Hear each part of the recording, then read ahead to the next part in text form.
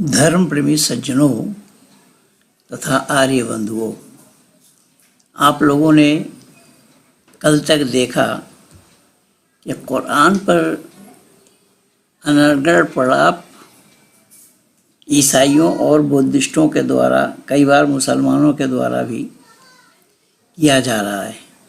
जो वेद का वह जानते नहीं हैं, वह वेद की बात बतला रहे हैं और वेद से खामियां निकाल रहे हैं, जबकि इन अकल के दुश्मनों को ये पता ही नहीं है कि वेद अपौरुषीय है। वेद स्वतः प्रमाण है और प्रतः प्रमाण है, लेकिन ज्ञान न होने के कारण अनर्गल प्रलाप ये लोग किए जा रहे हैं। पर ये आज की बात नहीं है, ये परंपरा तो बहुत पहले से चलती चली आ रही है। इस वेद को तो लोगों ने गडरिया का गीत भी कह दिया। गडरियों के गीत क्या किस संदर्भ में कहा, इसका जो भेद है वो ये है कि उन दिनों में जबकि अंग्रेज़ों ने यहाँ पर अपना वर्चस्व कायम किया, और ये शब्द मैक्स मूलर ने कहा है, अंग्रेज़ों ने जब यहाँ पर वर्चस्व कायम किया तो उन दिनों में हमारे भारतवर्ष में जो लोग जंगल में पशु चराते थे उन्हें भी वेद कंठस्थ था। जो वेदयंती सामगान जो है वो गा गा करके सुनाते थे। तो जब अंग्रेज़ों ने देखा कि ये लोग ये गान गा रहे हैं, क्या है क्या नहीं, तो उन्होंने सोचा कि शायद ये गडरियों के ही गीत हैं। अर्थात उस काल में, मेरा कहने का तात्पर्य यह है कि उस काल में भी लोगों ने वेद को कंठस्थ किया हुआ था। हमारे बच्चों ने भी किया रखा है। खैर, तो मैं ये निवेदन कर रहा हूँ कि जो वेद पर ये लोग अनर्गल प्रलाप कर रहे हैं, विशेष करके एक पास्टर है कि बास्टर है राजेश, जिसका नाम है, जबकि राजेश ने पहली बार जब फ़ोन किया तो मैं उसको बोला डिबेट के लिए, तो बोला मैं बम्बई में रहता हूँ, मैं दिल्ली में कैसे आऊँगा। मैंने कहा मैं बम्बई में आ जाऊँगा, बम्बई में मेरा कार्यालय का नंबर दिया। तो मैंने अपने मित्र का नंबर दिया उनको और उनसे बातें भी की, संपर्क भी हुआ, लेकिन डिबेट के लिए सामने आने की कोई तैयारी उनके पास नहीं है और ना आ सकते हैं। मैं तो समय दे रखा हूँ क़यामत तक। आज हमारे गणेश जी ने बड़ा अहम सवाल उठाया है बाइबल से, और ये कुरान में भी है। बाइबल और कुरान मिलता जुलता सौदा है, इसीलिए ये प्रश्न जो उठाया है गणेश जी ने प्रश्न उठाया है, कुरान और बाइबल में दोनों में है। ये बाइबल में हज़रत लूत के बारे में जो बताया गया है, और कुरान भी वही कह रहा है कि लूत के काल में पुरुषों से बदफेली करते थे, वह अल्लाह को रास नहीं आया या यहोवा को रास नहीं आया, तो अपना दूत भेज करके उन कौम को नष्ट किया, बर्बाद किया। और कुरान वाले तो यहाँ तक कह रहे हैं कि आसमान से पत्थर बरसाया गया उन लोगों पर। जब आसमान से पत्थर बरसाया जाना था अल्लाह को, तो फरिश्ता क्यों भेजे थे? फरिश्ता उनको पानी पिलाने के लिए गए थे क्या? अल्लाह को इतनी सी अकल नहीं है। उसी लूत को बताया है कि तुम्हारे ये सारा जो लोग हैं सब नष्ट कर दिया जाएगा, तुम अपने परिवार को लेकर के निकलो। कुरान भी कह रहा है इस बात को, बाइबल भी कह रहा है। इससे पहले भी मैं बोल रखा हूँ, लूत अपना परिवार को लेकर के निकला भोर में। फरिश्तों ने बता दिया था कि सूरज निकलने से पहले, दिन निकलने से पहले निकल जाओ। तो लूत की पत्नी उन लोगों से मिली हुई थी, उसे रास्ता में वो मर गई, अल्लाह ने उनको रास्ता में मार दिया। अब देखिए अल्लाह का काम, देखिए यहोवा का काम, देखिए इसको अल्लाह और यहोवा कह रहे हैं ये लोग, जो सृष्टि करता बताया जा रहा है। उसको सृष्टि की रचना कैसी है, किस तरीके से करना चाहिए, इतना ही अकल अल्लाह और यहोवा के पास नहीं है। लूत की पत्नी को मार दी और लूत दोनों बेटी को लेकर के आगे बढ़ गए। मैं पूछना चाहता हूँ इन कुरान और बाइबल दोनों से, अरे अकल के दुश्मनों, क्या लूत को लेकर के दुनिया है? दुनिया में लूत है या लूत में दुनिया है? मूर्खों, जाहिलो, इतना ही सवाल का जवाब नहीं दे पाओगे। और बाइबल बताता है कि लूत ने फिर जो जनरेशन तैयार किया, पैदा किया, वो अपने दोनों बेटी से। और लूत से बारी बारी से बड़ी और छोटी दोनों बेटी ने, बड़ी वाली पहले करी, छोटी वाली बाद में, दोनों बेटी से संतान उत्पत्ति कराया। ये है इनका बाइबल, ये है इनका धर्मग्रंथ, जिसको धर्मग्रंथ बोलते हैं ये। पर इतना ही अकल नहीं है कि ये मानवता विरुद्ध है, धर्म विरुद्ध है।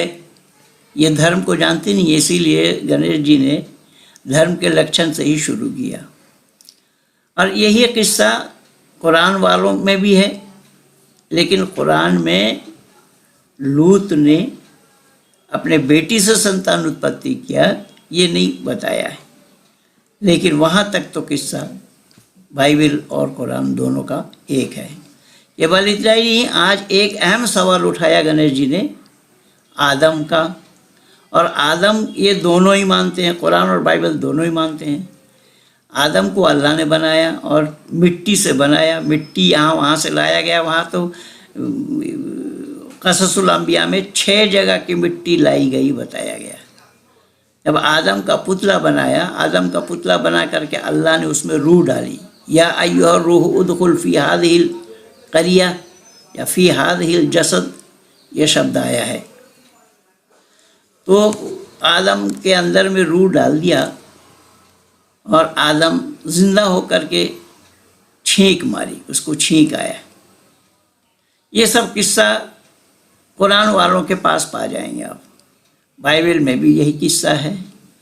अब अल्लाह ने देखा कि आदम का मन नहीं लग रहा है, इसका जोड़ी होना चाहिए, तो आदम से ही अल्लाह ने आदम के पत्नी को बनाया।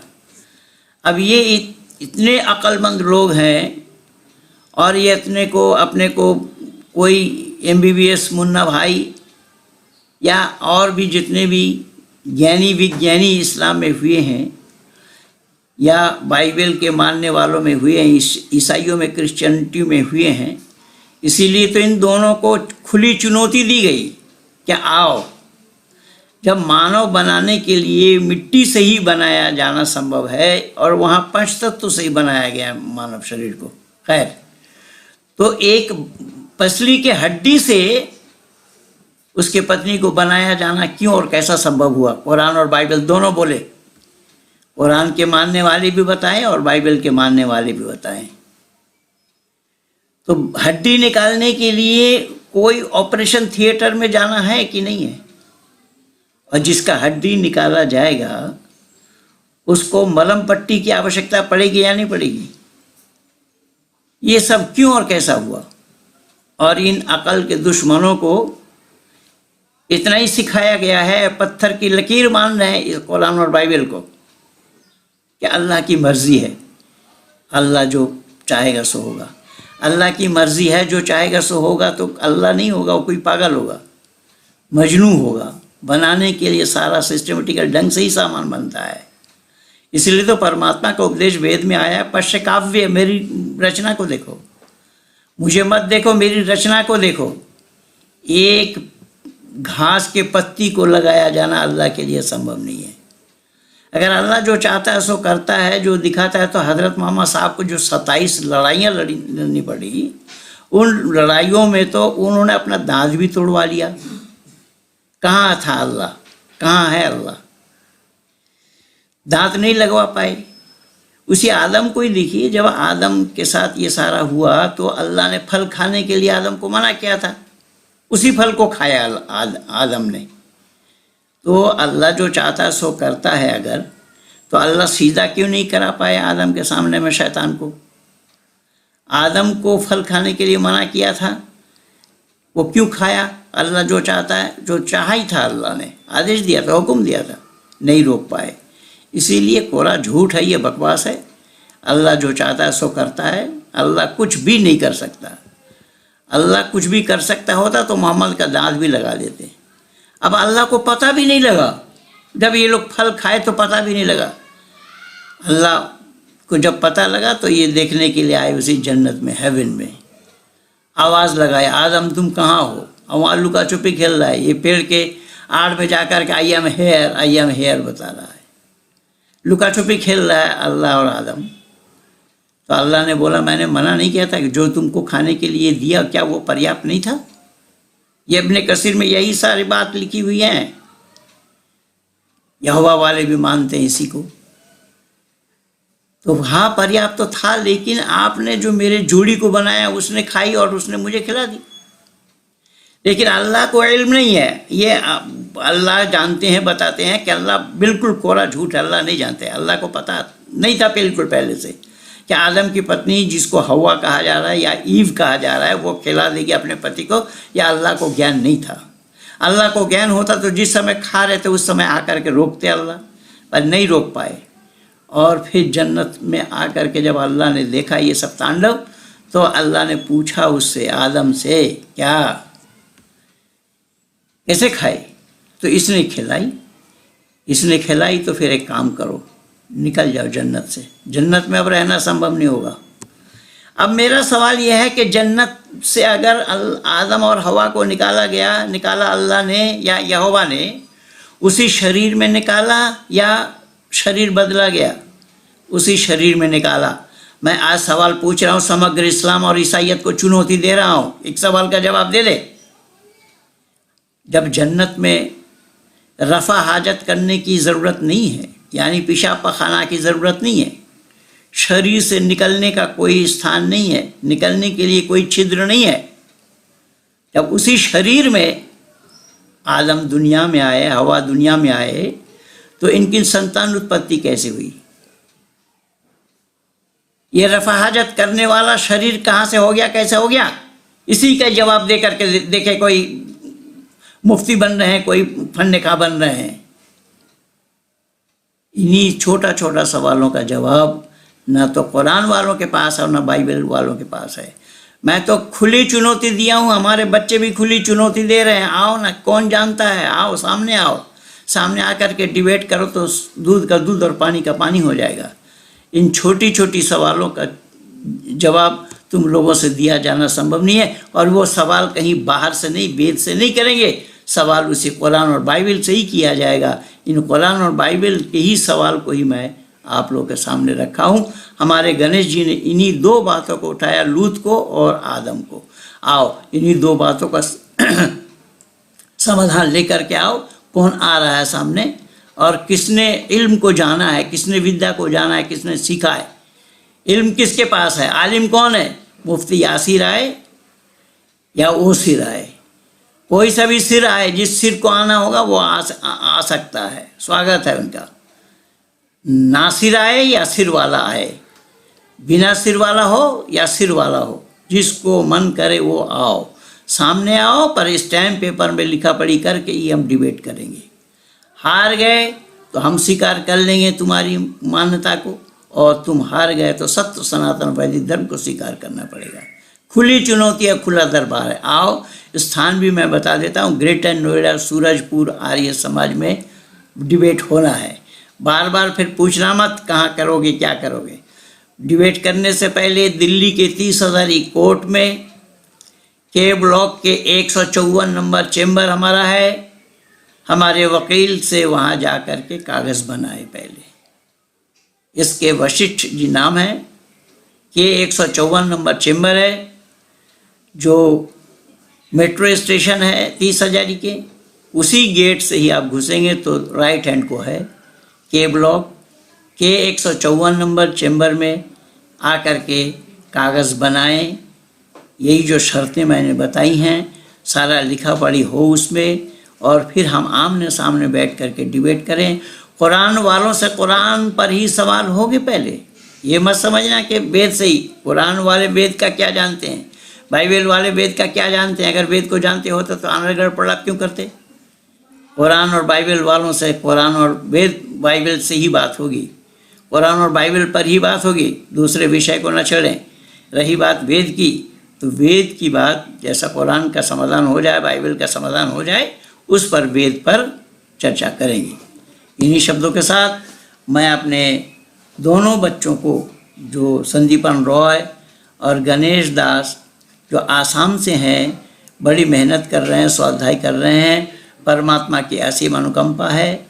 इन दोनों को और शक्ति प्रदान करे परमात्मा, इन दोनों को सत्यान्वेषी बनाए, सत्य को धारण करते हुए औरों तक सत्य को ले जाने का प्रयास करें, क्योंकि हमारी मान्यता यही है, ऋषि दयानंद की उक्ति यही है, सत्य को बोलना और बुलवाना, असत को छोड़ना और छुड़वाना मैं अभी समझता हूँ।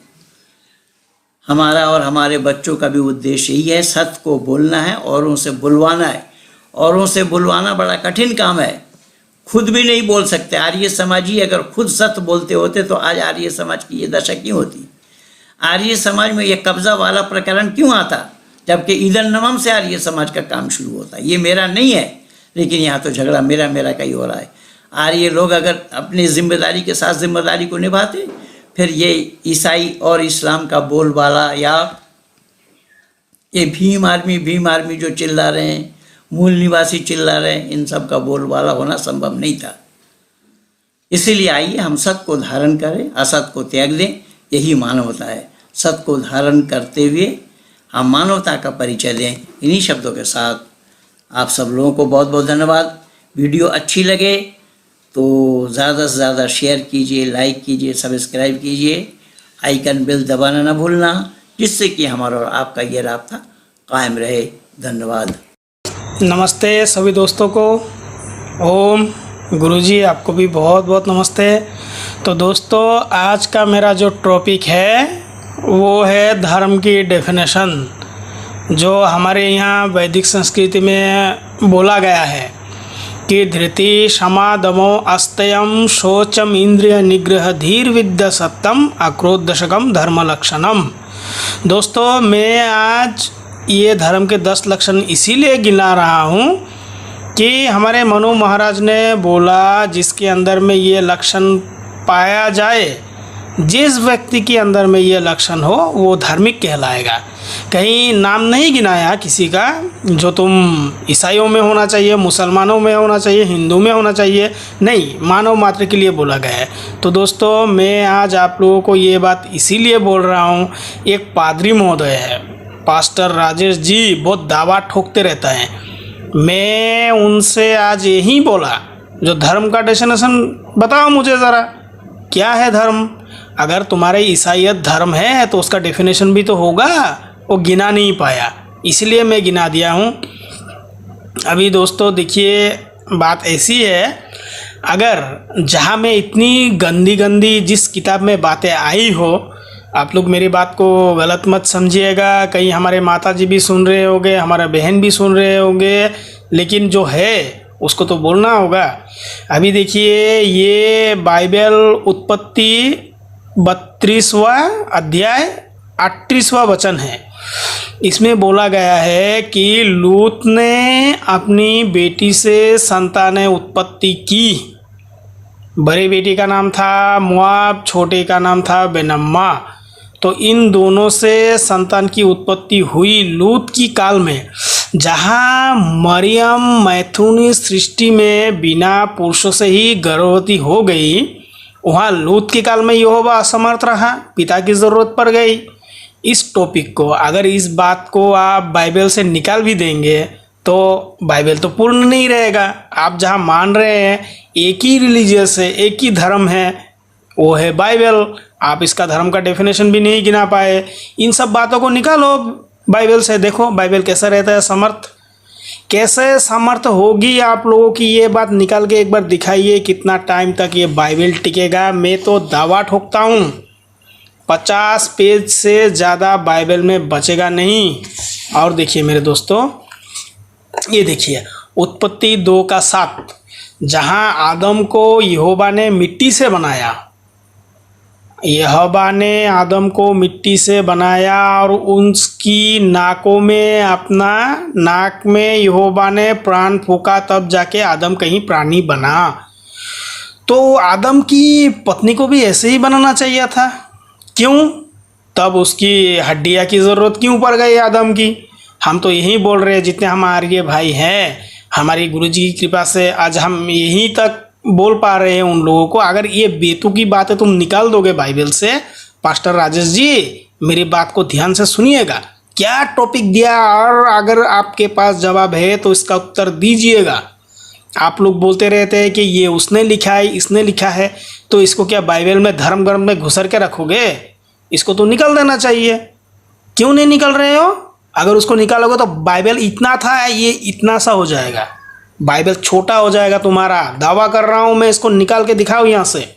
और देखिए, और मैं गिनाता हूँ इन लोगों को। ये देखिए यूहन्ना 5:5। एक आदमी 38 साल से, एक मनुष्य 38 साल से बीमार पड़ा था। तब जाके कहीं यूहन्ना 5:8 में आया है, ईसा मसीह जो उसका मसीहा मानते हैं, वो मसीहा आया, आके उस आदमी को, मनुष्य को बोला, क्या ठीक होना चाहते हो? अगर ईश्वर का ही दूत है तो उसको समझ नहीं है जो ये पानी को कष्ट हो रहा है, इसको या तो मुक्ति चाहिए, या इसको ठीक करना चाहिए। इतना भी ज्ञान क्या यीशु को नहीं है जो ये मुक्ति दे दे इसको, या तो इसको ठीक करे? इतना ज्ञान उन लोगों के पास नहीं है। तो उसने तुरंत उठ गया यीशु की बात सुनकर और उसके साथ चला गया। ये सब बातों को अगर वेद से अगर ये सब बातों को बाइबल से निकाला जाए तो बाइबल कितना तक रहेगा बाइबल? नहीं रहेगा तुम्हारा बाइबल। और अंग्रेजी में कहीं धर्म शब्द आया ही नहीं है। तुम जो ताल ठोकते रहते हो, ईसाइयत ये धर्म है, कहाँ धर्म है भाई? ज़रा गिनाओ हमें धर्म के लक्षण। मैंने तो 10 लक्षण गिना दिया, और गिनाता हूँ, सुनिए। आहार निद्रा भय मैथुन च सामान्य तो पशु भी नरणम धर्म हितेशा मदी को विशेषो धर्म न ही ना पशु भी समाना। अरे जिसके पास धर्म नहीं है, जिसके साथ धर्म नहीं है, वो पशु है, पशु के समान है वो सिर्फ देखते रहता है। और ईसाई भाइयों, तुम लोगों की हालत भी यही है कि तुम देखते ही रहोगे। मुझे बोल रहा था आप संस्कृत नहीं जानते हैं। अरे मैं नहीं जानता हूँ तो कौन जानेगा? मैं सुनाता हूँ, सुन मेरी बात। ईशावास्यमिदं सर्वं यत्किंचा जगत्यां जगत् तेन त्यक्तेन भुञ्जीदा मा गृधः कस्यस्विध्यानम्। ओम अग्नेनाय सुपथाराय अस्मान् विश्वानि देव वायुनानि विद्वान् युयोधस्मज्जुहर्नमेनु भूयिष्ठान्ति नमोक्तिं विदेमा। ओम शन्नो मित्र शंवरुणः शन्नो भवत्पर्यमः शन्नो इंद्र बृहस्पति शन्नो विष्णुरुरुक्रमा। नमो ब्रह्मणे नमस्ते वायो त्वमेव प्रत्यक्ष ब्रह्मासि त्वमेव प्रत्यक्ष ब्रह्मा वदिष्यामि ऋतं वदिष्यामि सत्यं वदिष्यामि तन्मामवतु तद्वक्तारमवतु अवतु मम अवतु वक्तारम। सुन ले राजेश, जानता हूँ, संस्कृत भी जानता हूँ, अरबी भी जानता हूँ। हमारे गुरुजी ने इतना सिखा के रखा है हमें, तुम कहीं भी बाच नहीं सकते हो। अगर तुम्हारी हिम्मत है, ज़रा मुझे इस सवाल का जवाब दे दो।